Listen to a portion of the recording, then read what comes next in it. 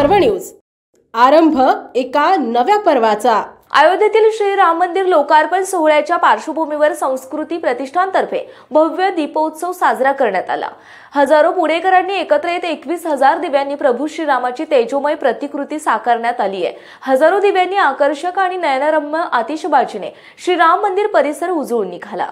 टिळक रस्त्यावरील एसपी कॉलेजच्या मैदानावर उभारलेल्या श्रीराम नगरीमध्ये अयोध्येतील श्रीराम मंदिराच्या प्रतिकृतीच्या साक्षीने डॉक्टर कुमार विश्वास यांच्या अमोघ वाणीतून 3 दिवस अपडे अपडे राम राम कथेचे श्रवण केल्यानंतर आज सोमवारी हजारो पुणेकरांनी भव्य दीपोत्सव साजरा केला।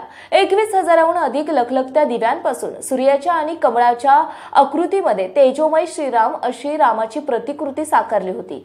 या अशा अभूतपूर्व उपक्रमाला महिलांनी मोठ्या संख्येने उपस्थित राहून दीप प्रज्वलित केले।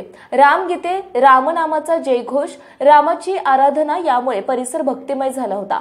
जय श्रीराम, सियावर रामचंद्र की जय, श्रीराम जय राम, जय जय राम अशा उद्घोषाने परिसर दुमदुमला होता। राम मंदिराच्या प्रतिकृतीवर झालेला लेझर शो आणि फटाक्यांच्या आतिषबाजीने उपस्थितांच्या डोळ्यांचे पारणे फेडले। यावेळी झालेल्या गंगाघाट आरतीने भक्तिरसाची अनुभूती दिली। अयोध्येतील श्रीरामांची मूर्ती साकारताना स्थापित केलेल्या समितीमधील ज्येष्ठ मूर्तिकार डॉक्टर गो ब देगलूरकर, निवृत्त पोलीस अधिकारी भानुप्रताप बर्गे, संयोजक मुरलीधर मोहोळ, मोनिका मोहोळ यांच्या हस्ते दीपोत्सवातील पहिला दिवा प्रज्वलित करण्यात आला। त्यानंतर हजारो महिलांनी दिवे प्रज्वलित केले।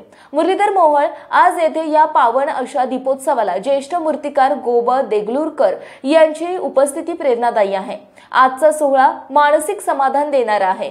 पंतप्रधान नरेंद्र मोदी यांच्या पुढाकारातून शेकडो वर्षांची स्वप्नपूर्ती झाली असून संबंध देशभर दीपोत्सव आनंदाचा उत्सव साजरा होत आहे। पुणेकरांनी दिलेला उत्स्फूर्त असा प्रतिसाद आनंद द्विगुणित करणार आहे।